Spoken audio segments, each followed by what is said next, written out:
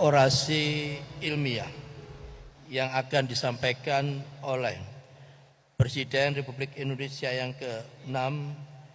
Kami persilakan Bapak Profesor Dr.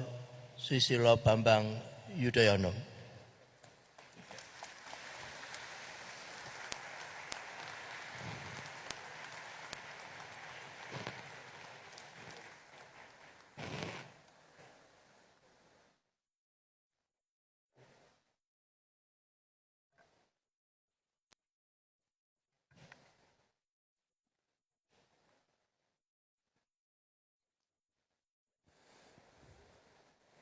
Bismillahirrahmanirrahim.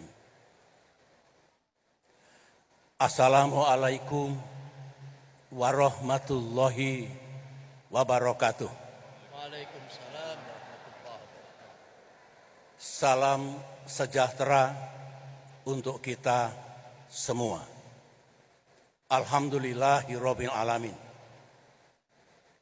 Izinkan saya untuk pertama-tama dengan respek menyapa Sohibul Bait, Sohibul Hajat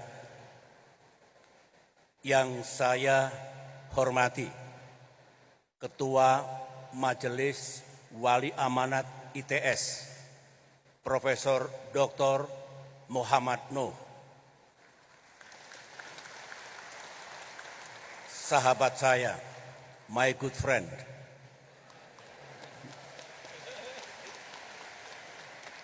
yang saya hormati, Rektor ITS, Bapak Profesor Dr.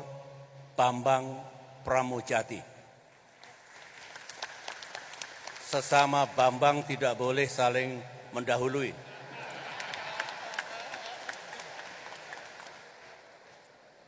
Para mantan rektor tadi sempat berbincang-bincang di luar. Saya mendoakan kepada beliau yang sudah purna tugas mendapatkan kesehatan, kebahagiaan, dan bisa terus berbuat untuk ITS dan negeri ini. Yang saya hormati, Ketua Senat Akademik ITS, Profesor Dr. Safsir Akhlus, para wakil rektor, para dekan, para guru besar, para dosen, dan para mahasiswa, serta segenap sivitas akademika ITS. Yang saya hormati, Wakil Gubernur Jawa Timur, Direktur Jenderal Pendidikan Tinggi, dan para pejabat negara yang tengah mengemban tugas di Jawa Timur, baik dari unsur eksekutif, legislatif, dan yudikatif, maupun dari jajaran TNI dan Polri. Saya diberitahu ada sejumlah undangan khusus, antara lain mantan menteri, anggota DPR, baik pusat maupun daerah, maupun mantan anggota DPR, pimpinan dunia usaha yang juga ingin menunjukkan respek kepada ITS yang menjadi kebanggaan kita semua. Hadirin sekalian yang saya muliakan. Pertama-tama pada kesempatan yang bersejarah dan semoga penuh berkah ini, saya mengucapkan selamat kepada ITS dalam memperingati Dies Natalis ke-65 atau Lustrum ke-13.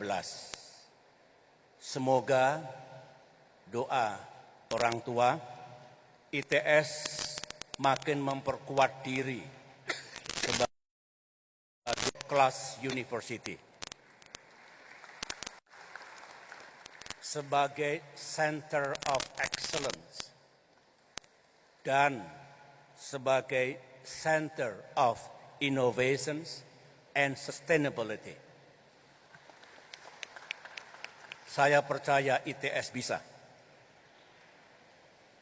Saya yakin dengan pikiran yang cerdas dan kerja keras, ITS akan menjadi universitas kebanggaan kita. Bukan hanya kebanggaan Jawa Timur, tetapi juga kebanggaan Indonesia dan bahkan dunia. Saya menyimak dengan baik sambutan Profesor Nuh dan sambutan Profesor Bambang, rektor kita, Profesor Pramodjati. Pak Nuh, terima kasih telah mengangkat yang namanya konstitusionalisme. Kehidupan negara yang baik, di samping menjunjung sistem bernegara, nilai-nilai demokrasi, juga the rule of law. Patuh dan menjalankan konstitusi sebenarnya bagian dari the rule of law dalam arti yang luas.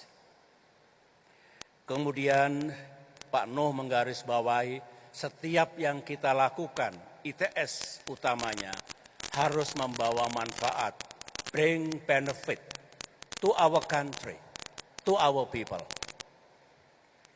Dan Pak Nuh juga menggarisbawahi bagaimana membuat yang seolah-olah tidak mungkin menjadi mungkin.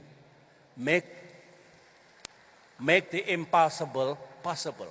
Dulu waktu saya merintis solusi damai untuk Aceh, banyak orang yang tidak percaya, tidak mungkin. Sejarah membuktikan Aceh, konflik Aceh yang telah berlangsung 30 tahun bisa kita selesaikan secara damai, adil, dan bermartabat.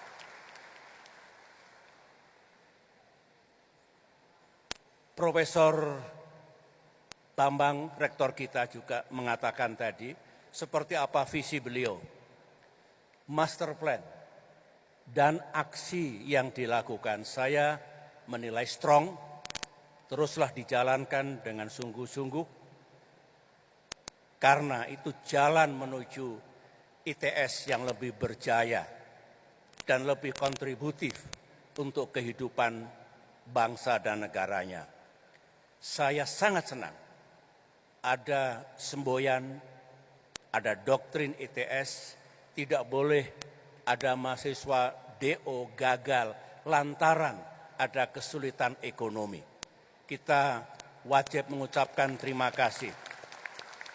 Ingat, membangun human capital untuk masa depan kita, no one left behind. Kalau ada masalah ekonomi, mari kita carikan dengan baik. Saya punya keyakinan, selalu ada solusinya, masalah apapun. Oleh karena itu, mendengarkan dua tokoh kunci ITS, Ketua Majelis Wali Amanat dan Rektor tadi, saya makin optimis bahwa ITS yang kita cintai dan banggakan benar-benar menjadi universitas yang unggul, maju, dan ikut mempersiapkan sumber daya manusia untuk membawa Indonesia kita menuju negara maju di abad 21 ini.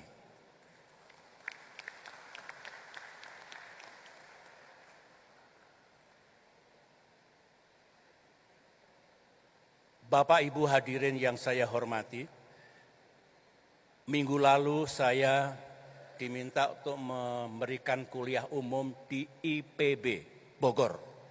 Saya bicara tentang ekonomi masa depan. S3 saya di bidang ekonomi dari IPB. Bulan lalu saya juga diminta oleh ITB Bandung untuk menyampaikan pidato kebudayaan.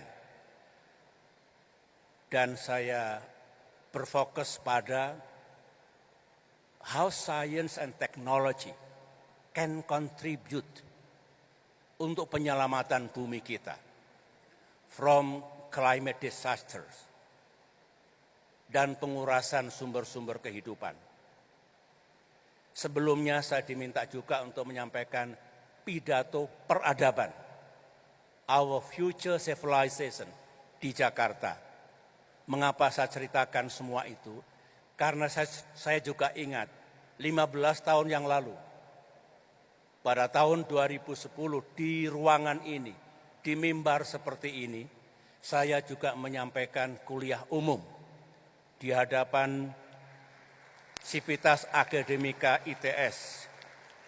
Waktu itu rektornya Profesor Priyo, ingat saya, Triyogi, ada di sini. Tadi malam, apa yang saya sampaikan 15 tahun yang lalu itu, ternyata masih valid, masih relevan. Para dosen, para mahasiswa kalau ingin membaca lagi, saya bisa kasih teksnya, karena rasanya masih juga mengait kepada tantangan dan peluang yang kita miliki, terutama dari ITS. Saya bersyukur, alhamdulillah, sebagian yang saya sampaikan 15 tahun yang lalu, artinya Indonesia 2025 sekarang ini menjadi kenyataan. Contoh, saya mengatakan Indonesia 2025, which is now, akan menjadi strong emerging market, strong economy. It is happening now. Kita member of the G20, 20 ekonomi besar dunia. We are the biggest economy, the biggest country in ASEAN. Itu menjadi kenyataan. Dan saya katakan di kampus Sukolilo, Surabaya ini, look, 15 tahun lagi, berarti 2025, ekonomi Indonesia, standing Indonesia, itu sama dengan BRICS. Presiden Prabowo telah membawa Indonesia masuk BRICS sebagaimana yang saya perkirakan terjadi tahun 2025 ini. Jadi kalau ada guru besar, dosen yang ingin menanyakan nasib dan masa depan bisa datang ke saya. Bukan klinik, tetapi pemikiran yang scientific, rasional. I know futurologi. I know membaca tren. I know bagaimana visi yang bisa terjadi. Sehingga alhamdulillah sekali lagi itu menjadi kenyataan. Barangkali juga tuah dari kampus ITS yang kita cintai ini. Tugas saya saat ini menyampaikan orasi ilmiah. Disampaikan tadi oleh Pak Nuh dan Pak Rektor. Sempat tanya Pak SBY, nanti Bapak pakai PowerPoint tidak? Saya bilang, wah, saya sudah lama tidak pakai PowerPoint. Saya ini sekarang seniman. Dunia saya melukis, bermain musik, membuat puisi, dan mempersiapkan novel. Sambil membina olahraga. Begitu. Kemudian saya lebih merdeka sekarang berbicara karena tidak lagi diikat oleh protokoler, tatanan yang kadang-kadang membuat seseorang terbelenggu. I am free now as an artist, sebagai seniman, sehingga Pak Rektor, saya tidak akan menyampaikan orasi ini secara atau terlalu akademis. Biarkan ini sebuah conversation. Biar mengalir begitu saja, yang penting ada dialog di antara kita, conversation between us. Kita sama-sama mencintai negeri ini. Di sini sama-sama merah putih. Baik kalau kita memikirkan Indonesia ke depan seperti apa. 5, 10, 20, 30 tahun ke depan. This kind of conversation sangat penting agar semua on board. Bukan hanya politisi, tapi juga akademia, scientist, dunia usaha, semua memiliki negeri ini. Sense of belonging yang tinggi. Oleh karena itu, mari satukan bersama-sama, tentu di bawah kepemimpinan Presiden kita, untuk memikirkan dan yang penting do something untuk negara kita. Termasuk tentunya ITS. Saya juga tidak akan menyampaikan kebijakan pemerintah. Itu domain Presiden Prabowo dan jajaran pemerintahan yang beliau pimpin. Saya mendukung berbagai agenda dan kebijakan Presiden Prabowo karena saya tahu niatnya benar, tujuannya benar, arahnya benar. Tinggal masukkan dalam sistem dan manajemen agar bisa dilaksanakan secara efektif dan menghasilkan hasil yang baik di masa depan. Oleh karena itu, dengan mukadimah itu secara singkat saya mengajak ITS untuk bersama-sama memikirkan semacam way of thinking, new approach untuk masa depan kita, untuk ekonomi Indonesia. Oleh karena itu, secara longgar, loose, saya ingin menyampaikan bagaimana kita membangun Indonesia menuju negara maju dan sejahtera dari perspektif pembangunan ekonomi yang adil dan berkelanjutan, just and sustainable, termasuk kontribusi seperti apa, ilmu pengetahuan, teknologi, dan inovasi. Istilah yang saya gunakan dulu secara konsisten selama 10 tahun mengemban amanah adalah sustainable growth with equity. Pertumbuhan berkelanjutan dan tetap, pertumbuhan ekonomi yang adil dan tetap ramah lingkungan. Saya membangun tesis dasar tentang ekonomi masa depan kita ini. Pendekatan dan logika yang saya bangun adalah satu, yang kita lakukan, yang Indonesia lakukan haruslah ikut menjawab tantangan global.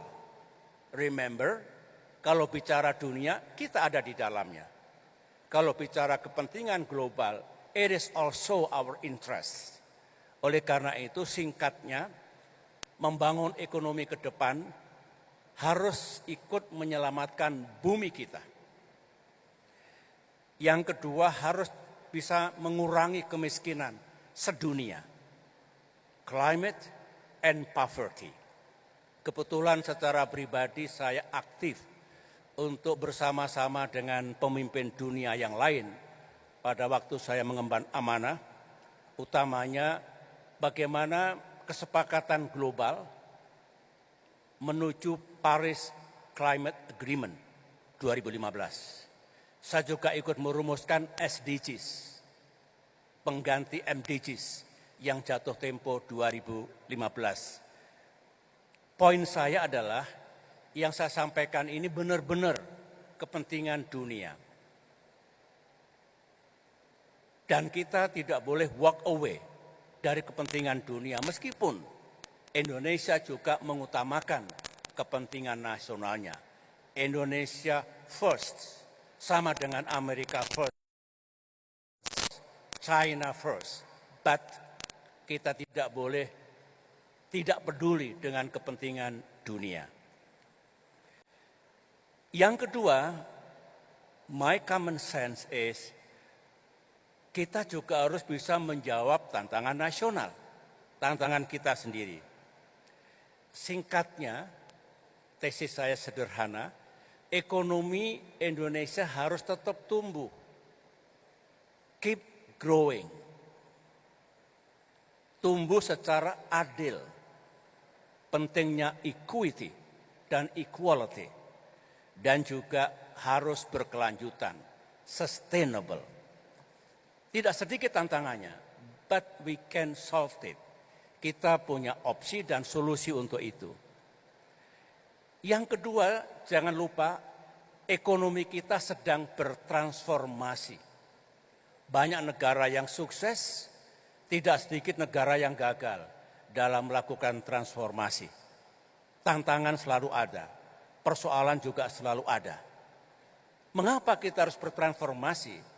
Untuk menjadi negara maju, developed nations, developed country, kita harus aware dan tidak boleh hanya menggantungkan pada natural resources.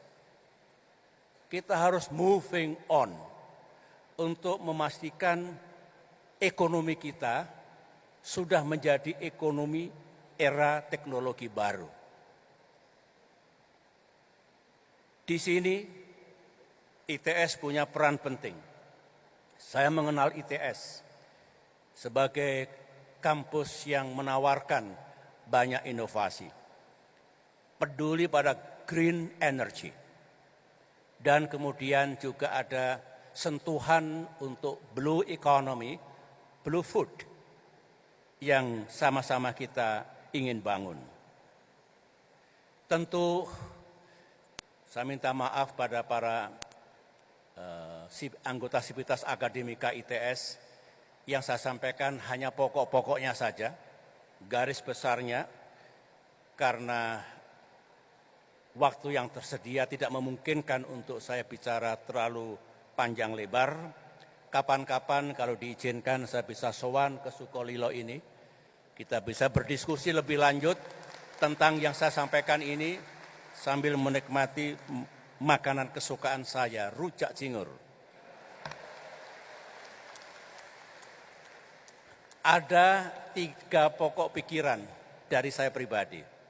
Kalau baik diambil, kalau tidak baik tinggalkan saja di ruangan ini. Pokok pikiran pertama, elaborasi dari kita ikut mencapai agenda dan kepentingan global adalah ekonomi kita ke depan harus leading to net zero Indonesia by 2060 sebagai bagian dari net zero world by 2060. Kalau tidak kiamat, bumi kita tidak sanggup lagi, kita tinggal hidup di atasnya. Yang kedua, mari kita hentikan keserakahan, greed.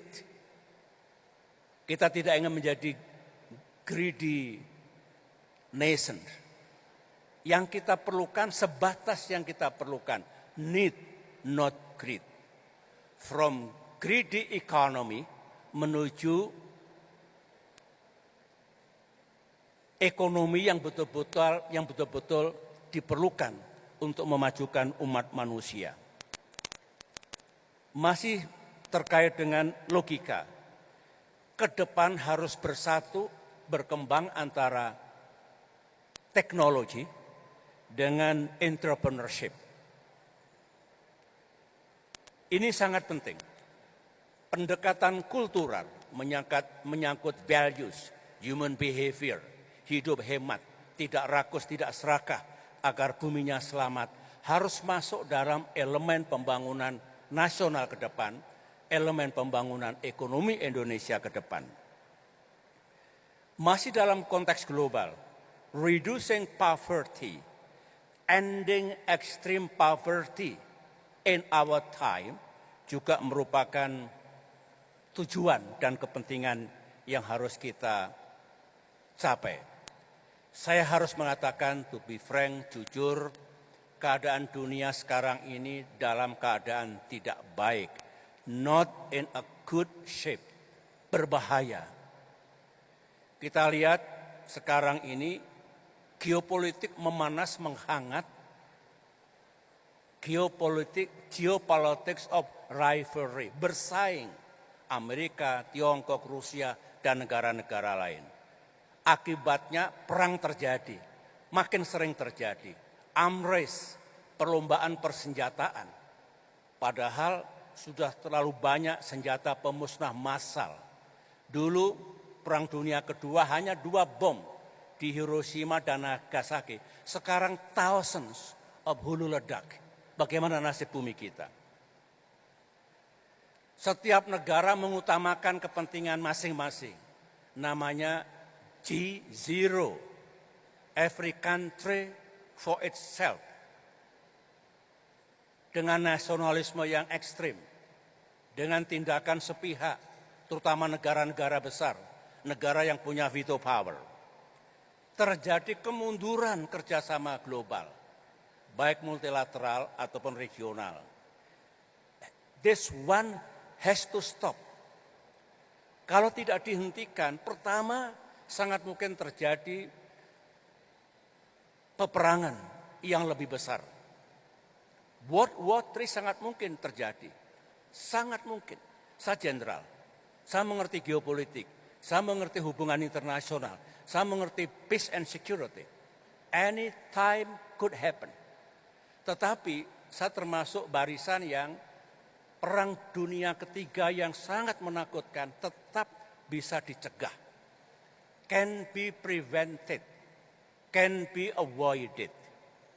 If there is a will, there is a way. Tergantung para pemimpin dunia sekarang ini. Ini pokok pikiran pertama, dunia kita yang berpengaruh pada masa depan dunia, masa depan Indonesia. Pokok pikiran kedua adalah saya katakan ekonomi Indonesia harus tetap tumbuh. Kita harus mencapai pertumbuhan minimal 6% or more. Dulu 10 tahun alhamdulillah kita bekerja keras mencapai 6%. Sebenarnya kita pernah mencapai 6,5% tahun tertentu.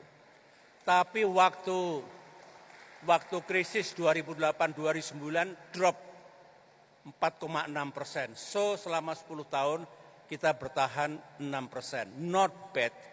Dan ternyata ada kenaikan GDP, pengurangan kemiskinan, pengurangan pengangguran, pengurangan utang asing, dan seterusnya, dan seterusnya. Oleh karena itu saya mendukung Presiden Prabowo untuk kembali meningkatkan pertumbuhan ekonomi. Kalau tidak tumbuh ekonomi kita, unemployment, pengangguran will stay. Dampaknya buruk. Orang menganggur tidak punya penghasilan, tidak punya daya beli. Bagaimana bisa hidup layak? Yang kedua, tanpa economic growth, poverty cannot be reduced. Syaratnya itu. Tumbuh. Yang kedua, tumbuhnya harus adil.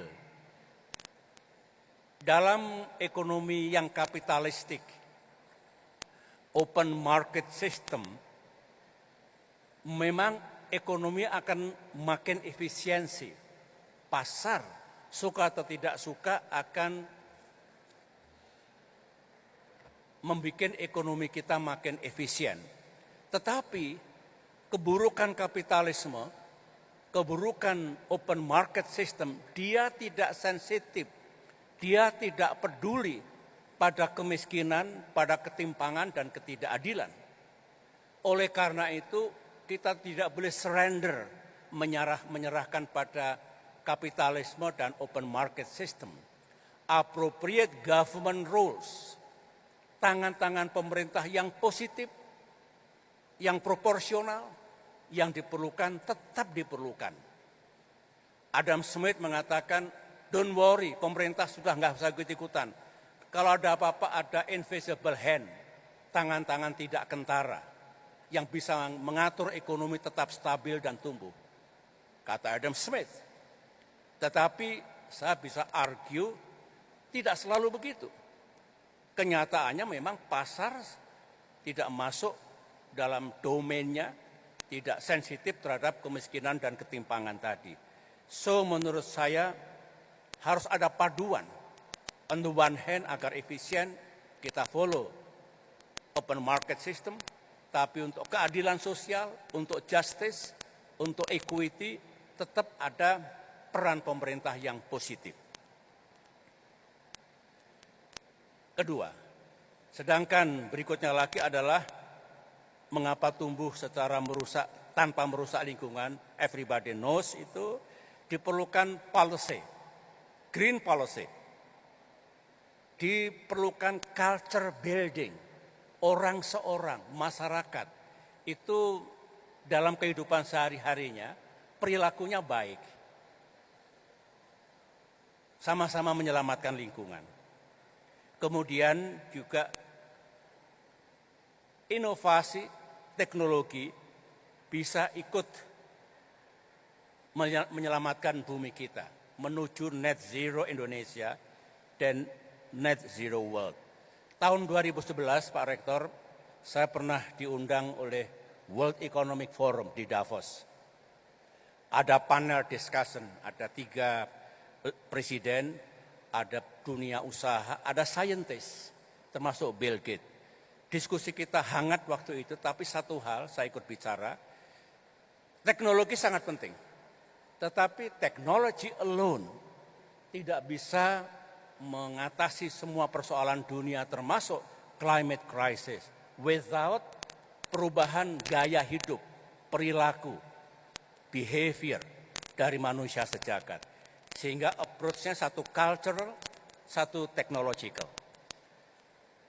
Itu pokok pikiran kedua. Pokok pikiran ketiga atau yang terakhir, ini penting, saya kira ruangan ini mencerminkan apa yang akan saya sebut, diperlukan kebersamaan, paduan, semua pemangku kepentingan.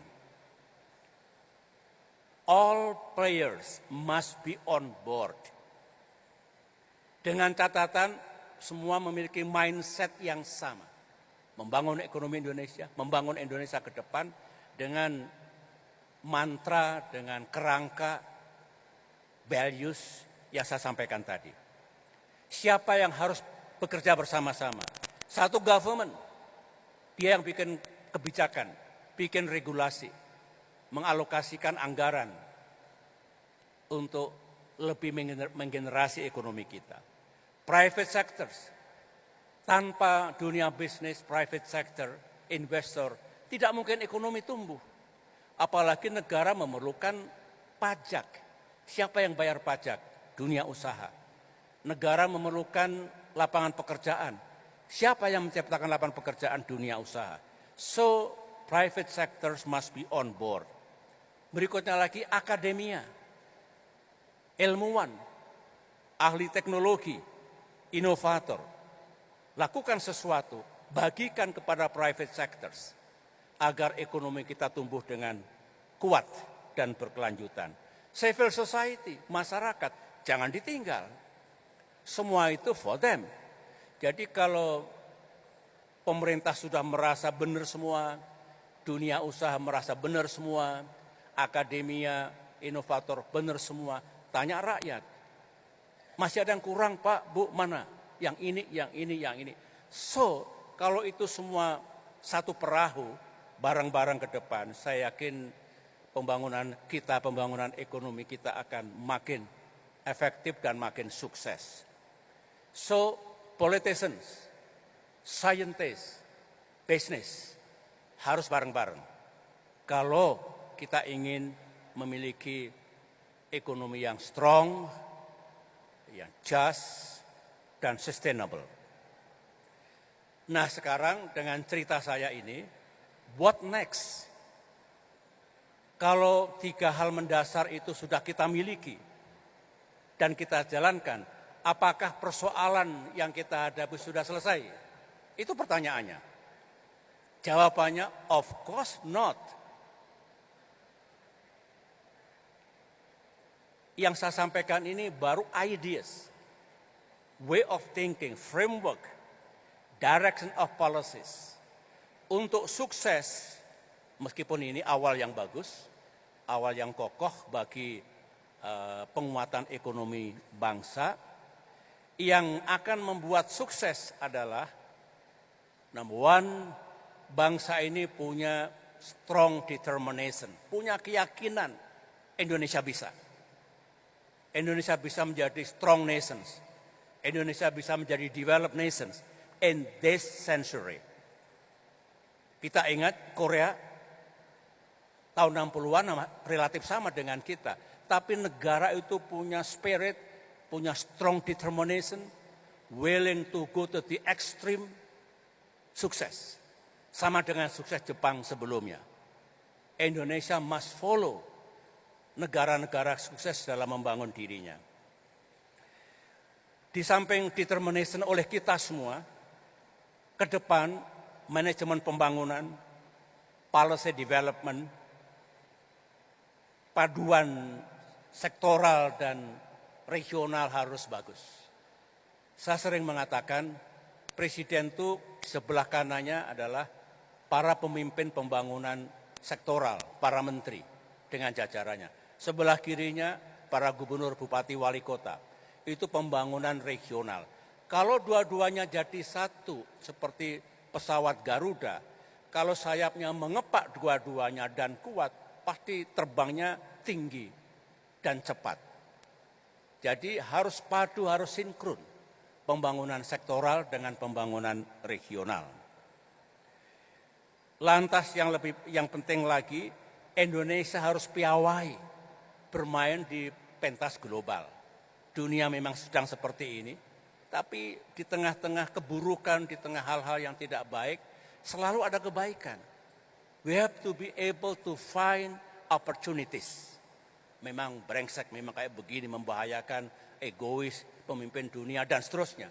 Tetapi kita harus cerdas untuk mendapatkan peluang, opportunity. Peluang seperti apa yang mencapai kepentingan Indonesia. Dan sebagaimana saya sampaikan tadi, jangan pernah menyerah untuk sebuah transformasi ekonomi. Persoalan selalu ada. Dan melakukan transformasi, contoh negara-negara lain yang sudah lebih maju dibandingkan kita, itu never ending goal. Jangan pernah ada pemimpin di Indonesia pada level apapun menganggap semuanya sudah bagus. Transformasi sudah selesai, not yet. Transformasi itu agenda yang terus-menerus harus dijalankan. Leadership, kepemimpinan sangat penting. Bukan hanya pada tingkat puncak, tapi pada level apapun. Itulah sebetulnya, kalau saya ditanya secara sederhana, bagaimana kita membangun diri, membangun ekonomi Indonesia 5-10 tahun dan seterusnya, makin bagus. Tidak ada resep ajaib, tidak ada jalan pintas. We have to go through dengan siap mental jatuh dan bangun, tapi that's the only way untuk mencapai tujuan yang mulia itu. Dan ini penting bagi ITS, bagi kita semua. In the long run, kalau kita bicara 20, 30, 50 tahun ke depan, kemajuan dan kekuatan ekonomi itu akhirnya ditentukan oleh semua elemen dasar. Land dan natural resources. Alhamdulillah kita tidak miskin. Yang kedua, human capital. Secara kuantitatif besar. Demografi kita tinggal dibikin menjadi dividen. Teknologi kita juga makin maju, makin banyak yang kita kuasai. Entrepreneurship, jadi membangun jiwa kewirausahaan setiap individu Indonesia. ITS dan para inovator harus menjadi bagian dari solusi dan progres. Begini, ada dosa para ekonom dan para ahli teknologi. Sejak abad 18 ada sejumlah revolusi. Revolusi industri, revolusi pertanian, revolusi teknologi. Siapa otaknya, siapa aktornya? Ekonom dan ahli teknologi. On the one hand itu membawa era baru, kemakmuran bangsa-bangsa sedunia. The wealth of nation. Tetapi dosanya yang bikin jelek juga ada. Iklim berubah, sumber-sumber kehidupan terkuras dengan gaya hidup yang greedy, yang rakus tadi. Oleh karena itu kalau dulu maju karena teknologi dan falsafah ekonomi, nah ketika ada masalah gara-gara ekonomi dan teknologi, saatnya membayar utang. Para ekonom, para saintis, teknolog harus duduk bersama to undo. Tidak melakukan lagi langkah-langkah yang salah dulu. Dan memikirkan langkah-langkah yang baru, yang lebih tepat. Itu saja yang dapat saya sampaikan. Sekali lagi selamat berulang tahunnya ke-65 untuk ITS. Saya doakan ITS makin sukses dan makin maju di masa depan. Terima kasih. Assalamualaikum warahmatullahi wabarakatuh.